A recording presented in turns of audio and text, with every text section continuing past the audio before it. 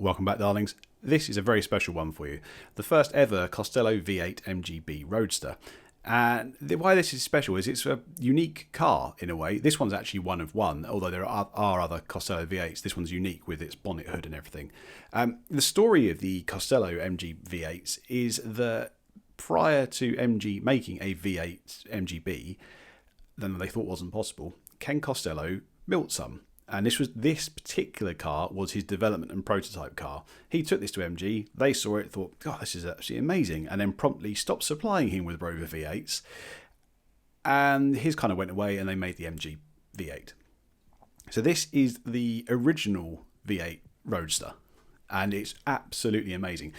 I'm here to sort out the interior mainly. The outside was going to get a clean and I thought a polish, although that changed later on.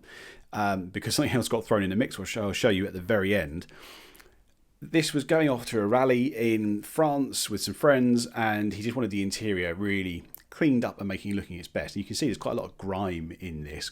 Cream leather, but decent leather as well. This is, I think, was refitted in somewhere in the 80s. It was resprayed at some point in the 90s, I believe. It doesn't do huge amounts. Anyway, this is all the work, and yeah, now we're done. Yeah. Okay, so that was pretty quick, wasn't it? Didn't realise I had the camera on the wrong setting, so I thought I would take you through the whole process. Snow foamed, lower halves, Garage Therapy Snow GTV2, sorry, at about 2% PIR. Foamed up the wheels, and then I put Shiner Gloss Forced on the tyres, and I'm giving them a good scrub. That is really good. You can watch the review up in the top right there, or I'll link to it in the description or at the end. Of tyre cleaners, giving them a rinse off. You see, those wheels have come up pretty well, so I was pleased with that. Giving the arches a good flush out because there was some dirt in there. There wasn't much dirt anywhere else. I would say it's like dust more than anything else. It is open nearly 90% of the year. He said the open top. It has a hard top that goes on. It's not easy to fit. So he does get the stuff inside the car, and it hasn't really been cleaned properly there. Whilst I'm applying the Built Hamber auto wheel and letting that soak in, I'm just going to go ahead and rinse off my pre-wash. And as I said, I didn't go up too high with the snow foam, A, because it wasn't massively dirty, but also B, because I didn't want to get it inside the car.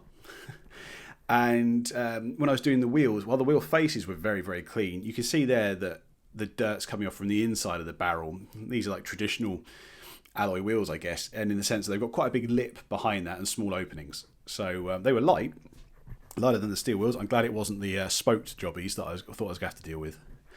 But I got all those clean relatively easily, and then I'm going to use Rinseless wash for the wash process. I'm using FenLab Pure Rinseless V1 here. That's since been updated and replaced to V3 now, I believe. So I'm going to get some of that to test soon. But I really like this. And the reason I'm going for Rinseless is because of that open top. There's no way of sealing that. I think I could put a toner cover on it. That's not going to be massively watertight with the pressure washer. I'd already rinsed off the vast majority of the dirt, so I was really happy to go in and use the Rinseless. So I went around the whole car, working sections at a time, but firstly you spray on some of that Rinseless wash solution. That's what you saw me filling into the pump sprayer, onto the panel first. Then you take your Rinseless wash sponge, and I would say I found the sponge to be far better. I flipped it over there, as you can see. You'll see Ivan LaCroix going on about this. He is right. I have genuinely found these sponges are amazing. They release the dirt very well. I haven't noticed it causes any problems with marring. The thing you do after you've washed a panel, and I double washed some of these just to make sure I didn't have any stuff in. It's hard to capture, but there's no point capturing it either because it just looks like the same thing. But dry it off, and there's a QD been spritzed onto the panels before I do the dry. Now, as I was drying, and the sun was shining down here, I was like, oh yeah, you can see just in the paint here, some buffer trails and whatnot. And I thought, oh yeah, that's cool. I'll get that later when I'm giving it a polish. I was going to do cleanser polish or G3 AIO, something like that. But I didn't get to. But whilst I'm merrily going on with washing and drying the car, I'm now using my Nilfisk vacuum cleaner as the blower. So you can go and watch the review up there in the top right. There's still 25% off this thing using the code Llama 25 You can see how effective it is. Like, this is one of the best blowers I've genuinely used. The only thing I found that puts out more than this was like the dual motored big boy. This was really, really good. Really, really good. So that full review is available. You can see the link up there. There's a link in the description to where you can get that vacuum cleaner. It's the Nilfisk Buddy 2, or Buddy 212.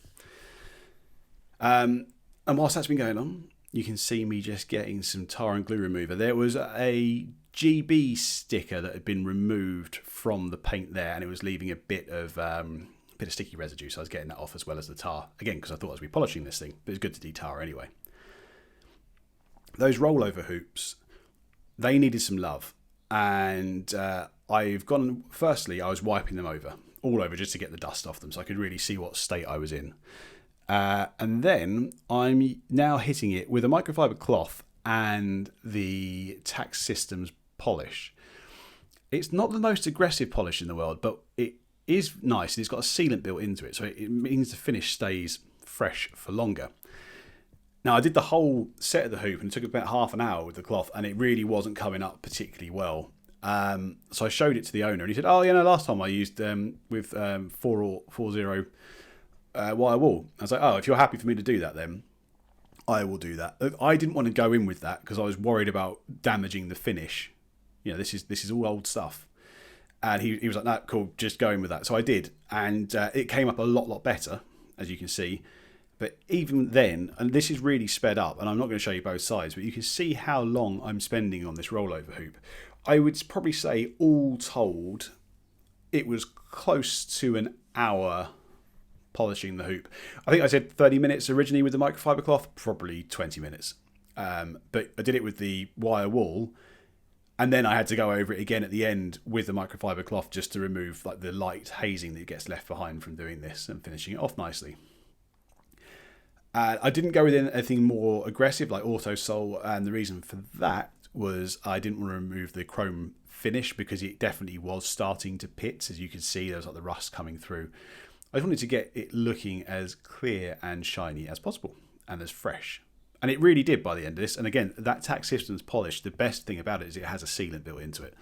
So it will keep it fresher for longer. Bearing in mind, this is always out in the elements. I think he has a roof that he can attach, but he rarely does it. And he wouldn't have taken it with him on the trip. You'd have had the toner cover in there. So I took the same approach on the wing mirrors. They weren't that bad, so I was actually able to get away just with the cloth. And having done all that bright work, it was time to get on to the interior. So a good hoover down, and then Koch Chemie Polestar at 1 to 20. So it's about 5% dilution, and these microfiber scrubber pads. I love these. They're very, very effective. They get into the grain very well. They're not too aggressive. And between that and the chemical, they do a really good job at eating up the sort of dirt that's on here, like grease and just general atmospheric grime, and years worth of body juices and sun lotion and whatever. Polestar is probably my favourite leather interior. It's so flexible because you can dilute it. I say 1 to 20 is its weakest sort of dilution. Sometimes I feel the need to go to 1 to 10. It's very rare. I wanted to start off weak here and see what I was going to get to. Always best to start off with the gentlest solutions. And then if needed, I was going to go up to 1 to 15 or maybe 1 to 10. I didn't feel like I needed to. It was coming up absolutely fine. The owner was very happy with the results. And he was amazed how quickly it was happening as well. I say it's the combination of the right products at the right time with the right tools. So Polestar is you spray it on, let it dwell for a little bit, scrub it, and then wipe off the residue with microfiber. And I tend to wipe out or rinse down that microfiber cloth occasionally, just to make sure it's not just spreading dirt around. And as I worked around the car, I was actually very surprised at the condition of the seats. Bearing in mind these are over almost 50 years old, the leather in this. So it's proper leather. And what I mean by that is it needs conditioning. So in a minute, after I've done these dash knobs and switches, which I was using a Valet Pro brush, bought air brush, not one of those ultra soft jobbies. It's not going to do anything. And I'm going around cleaning that again with Polestar. After that, I'm going to condition the seats. But you can see this is what the switchgear internally was like. Years of grime, and that's how clean we got it afterwards. Really pleased with that. So conditioning the leather. Now on modern leather, this really isn't that important to do. But on this old leather, this is actually a very valuable step. So this was Koch Chemie Leather Star. Or Koch Chemie, should we? It's an important step to do on old leather, especially stuff that's out in the sun, a lot. So it's getting a bit of UV protectant, mild, but a little bit. Went over all the surfaces that required it with that, and one final vacuum up at the end, just to capture any bits of residue I'd left in or knocked over. Glass was cleaned with the new version of Infinity Wax Spotless glass. So Spotless glass before was all right, but it wasn't any better than the Nil glass. The new version has been released, will be released, I think, to combat the massive step forward with Built Hamber Traceless. It's pretty good. I don't know if it's quite as good as Traceless. I haven't used Traceless yet, but from what other people have said using it, they were these things seem pretty good. This definitely has more wetting than it ever did before. On the windscreen, having done it with the Spotless V2, I'm actually using Spotless Plus now to give it a bit of water repellency. And here, we had to move it into the garage. So the groundsman was lighting a bonfire and ash was starting to fall on the car that I just cleaned. So we put it in the garage on the ramp, and I was then tasked with cleaning the shuts in the bonnet before the rubbers went back in, the weather seals. So going in that with a bit of Koch Chemie Green Star, 1 to 10. Now, if you're used to Surfex, 1 to 10 is a really strong thing. Oh yeah. I thought I had some footage, and you can see it's recording there of me doing that. Don't know where that's gone. So I was using Green Star instead of Surfex. Now 1 to 10 for Green Star is not the same as a strength of 1 to 10 for Surfex, because Surfex is a lot more concentrated. But I'm using Green Star because it leaves less residue, and I like that aspect of it. So going around again, blowing that dry with the Nilfisk vacuum cleaner on the blow setting, and a similar treatment then given to the door locks, the catches on both the body and on the other side of the door too. And it was a thoroughly enjoyable car to work on this. I loved every minute of it.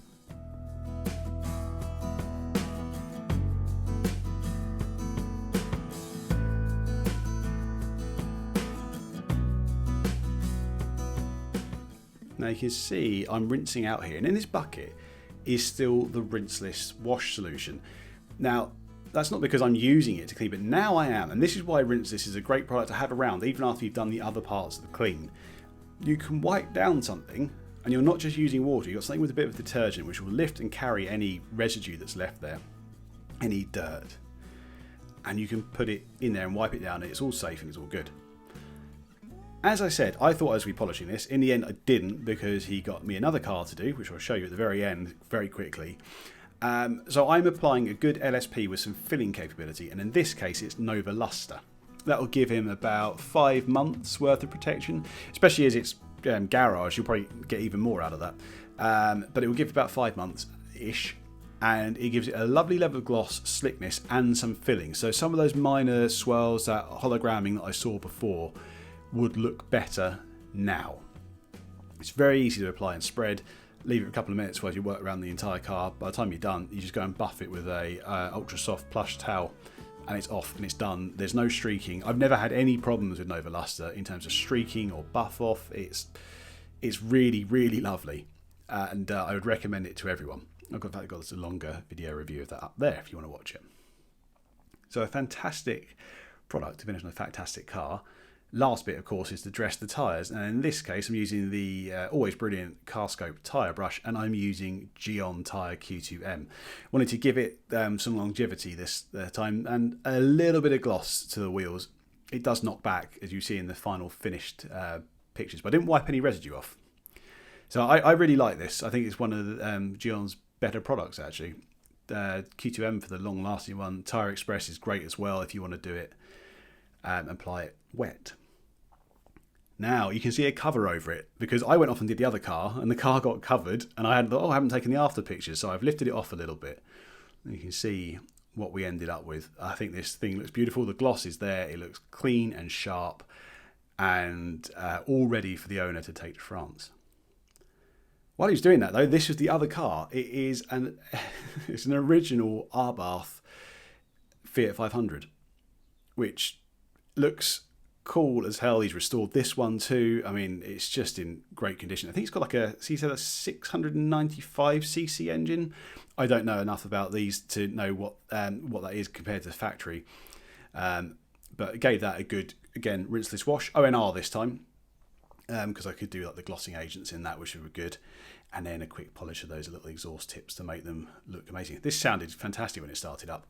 But look how good it looked. It's in good nick, but it looks fantastic, doesn't it?